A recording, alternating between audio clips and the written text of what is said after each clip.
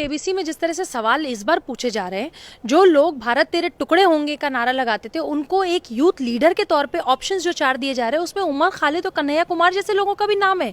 मतलब जिनके ऊपर केस चल रहे हैं, जिनके ऊपर एफआईआर है, वो यूथ लीडर के तौर पे केबीसी में 4 ऑप्शंस में से दिए जा रहे हैं। एक सवाल उन्होंने कल परसों में भी पूछा है, शायद कल का ही वो एपिसोड है, जिसमें उन्होंने ये पूछा कि 25 दिसंबर को भीमराव अम्बेडकर साहब ने कौन से धर्म ग्रंथ की प्रतियां जलाई थी। उसमें आप ये सोचिए कि उसमें ऋग्वेद है, उसमें भगवत गीता है, उसमें और भी ऐसे हैं जो सनातन धर्म से रिलेटेड हमारे धर्म ग्रंथ हैं उनके नाम लिए हैं, मनुस्मृति है, बहुत से नाम लिए गए। तो इस तरीके से ये जो 4 ऑप्शंस दिए जा रहे हैं कहीं ना कहीं हमारे पूरे समाज में बहुत खराब संदेश दे रहा है और पूरे वही एजेंडा चल रहा है जो एजेंडा लिबरल्स इस देश में या जिहादी इस देश में चलाते आए। क्योंकि उमर खालिद को यूथ लीडर अगर आप बोल रहे हैं, कन्हैया कुमार को अगर आप यूथ लीडर के तौर पे ऑप्शंस भी दे रहे हैं, क्यों दे रहे हैं?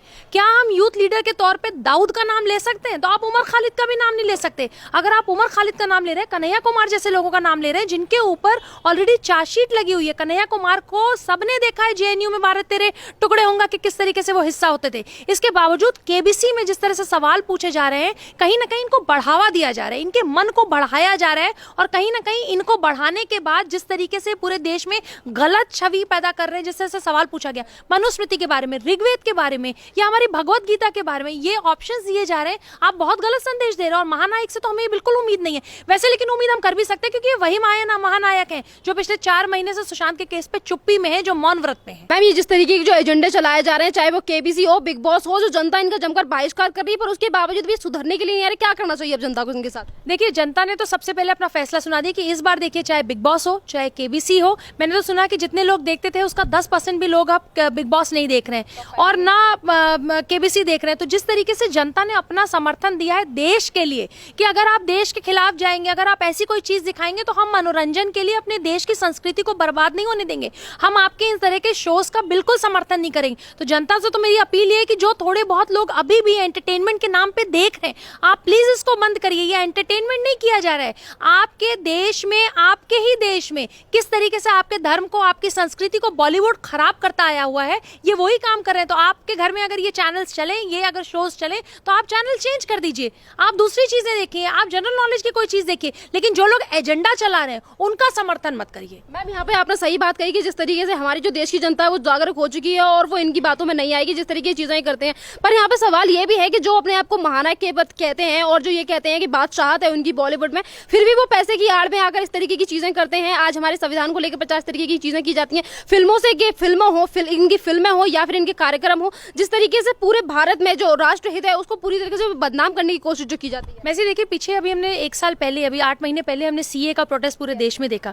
और आपको पता है कि अमिताभ बच्चन जी के बहुत लोग फॉलोअर हैं। मतलब अभी उनको जब कोविड-19 हुआ, उनके परिवार को कोविड-19 पॉजिटिव जब ये लोग पाए गए, तो किस तरीके से पूरे देश में हवन पूजा, किस तरीके से इनको माना जाता है, किस तरीके से इनको, मतलब लोग इनको पूजते हैं। इनका क्या फर्ज नहीं बनता कि जब सीए के प्रोटेस्ट में लोग जो है देश जलाने का काम करते हैं, तो ये वहां पे एक ट्विटर पे जो आदमी हर 5 मिनट पे एक ट्वीट करता है, वो एक अपील नहीं कर सकता इस देश के युवाओं के लिए कि देश जलाना या भारत तेरे टुकड़े होंगे का समर्थन देना? या जो आज की डेट में, मतलब आज देखिए कि एएमयू में कुछ यूथ लीडर्स ने वहां पे आज फ्रांस के विरोध में, मतलब जिसने गला काटा है उसका समर्थन कर रहे हो, फ्रांस के विरोध में खड़े हुए। तो क्या बॉलीवुड के बड़े महानायक या बड़े जो जिस तरह के हीरो हैं जिनको देश अपना पूजता है, अपना हीरो मानता है, अपना आइकॉन मानता है, छोटे छोटे बच्चे जिनकी फिल्में देखने के लिए अपने माँ बाप से जिद करते हैं, 500-500 रुपए लेके लाइन में लगे रहते हैं, उन महानायक का फर्ज नहीं है उनको समझाना, उनके लिए ट्वीट करना? ये नहीं करते। इनको सिर्फ पैसा कमाना है। इनके लिए अगर सब कुछ, सबसे ज्यादा अगर कुछ इंपॉर्टेंट है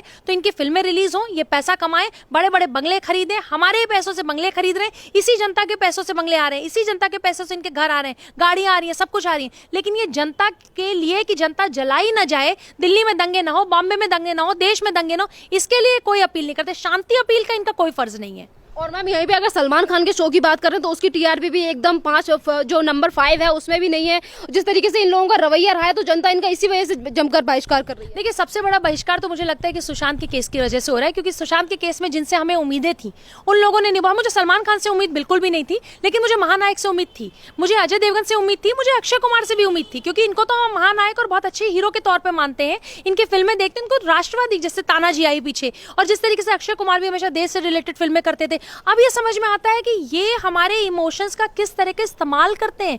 ये वो फिल्में बनाते हैं जो हमारे दिल के, दिमाग के, जहन के, आत्मा के, देश के करीब हो। हम वो फिल्में देखने जाते हो, इस फिल्म का पैसा ये पाते हो, ये अरबपति बनते जाते हैं। लेकिन जहां एक्चुअल इन हीरोज की जरूरत है, जहां देश तोड़ने की बातें हो रही हैं, जहां देश जलाया जा रहा है, वहां कौन खड़ा होता है? जहां हमारे देश की सुरक्षा रक्षा की बात होती है, हमारा वही आर्मी का जवान, वही सीआरपीएफ सीआईएसएफ का जवान, हमारा एक्चुअल हीरो वही है जो बॉर्डर पे हमारे लिए लड़ रहा है। लेकिन हम जिनको हीरो मानते हैं वो हमारा हीरो है ही नहीं। यही तो हमारे युवाओं को समझने की जरूरत है कि जो 500 रुपए आप खर्च करते हैं इनकी फिल्मों में, वो अभी पीछे एक अकाउंट डिस्प्ले किया गया था कि अगर आप इंडियन आर्मी को कहीं से सपोर्ट करना चाहते हैं, या भारत सरकार के जो डोनेशंस होते हैं जिसमें भारत सरकार अपील करती है, आप वो 500 रुपए, 100 रुपए, 50 रुपए, 2 रुपए, 4 रुपए, whatever you want to give, आप उनमें दीजिए। लेकिन इनकी फिल्में देखने मत जाइए, क्योंकि बॉलीवुड में वही लोग बैठे जो कहीं ना कहीं दुबई, पाकिस्तान का साथ देते हैं। मैम, अपनी फिल्मों को बहिष्कार से बचाने के लिए जिस तरीके के एजेंडा चलाए जा रहे हैं बॉलीवुड की तरफ से, अगर बात करें अक्षय कुमार की मूवी लक्ष्मी बॉम्ब की, तो जिस तरीके से जनता की तरफ से मांग उठ रही थी, जनता में आक्रोश था कि किस तरीके से उन्होंने मूवी बनाई जिसका नाम लक्ष्मी बॉम्ब रख दिया, तो मूवी का भी नाम बदल देते हैं और पोस्टर को भी बदल दिया अक्षय कुमार ने, तो इससे क्या लगता है इनकी मूवी को देखेंगे लोग? नहीं, बिल्कुल भी नहीं देखेंगे। देखिए, लक्ष्मी बम जिस तरीके से उन्होंने बनाया, मैं अभी आपको कह रही हूँ कि अभी दिवाली 15 दिन बाद दिवाली है, और दिवाली में लक्ष्मी जी की पूजा होती है। आप लक्ष्मी बम बना सकते हैं, आप अल्लाह फुलझड़ी बना सकते हैं, या अल्लाह के साथ कोई और नाम जोड़ सकते हैं, या क्रिश्चियनिटी में या और कहीं कुछ जोड़ सकते हैं। आप सारे धर्मों की इज्जत करिए ना। आप हमारे हिंदू देवी देवताओं के नाम लेके उनका मजाक बनाना, फिल्मों में उनका मजाक बनाना, और हम भी उसको टॉलरेट करते हैं। सबसे बड़ी गलती वैसी हमारी है, क्योंकि हम जब हॉल में जाते हैं तो हम ठाके लगाते हैं वो डायलॉग सुन के। हम अपने घरों में लक्ष्मी जी की पूजा करते हैं, दुर्गा माँ की पूजा करते हैं, लेकिन जब फिल्मों में इनकी इंसल्ट होती है, इनके लिए अपमानजनक शब्द का प्रयोग होता है, तो हम वहाँ हंस रहे होते हैं, हम उसका विरोध नहीं करते हैं। तो ये हमारी जिम्मेदारी भी बनती है कि हम ये फिल्में ना देखें, ना दूसरों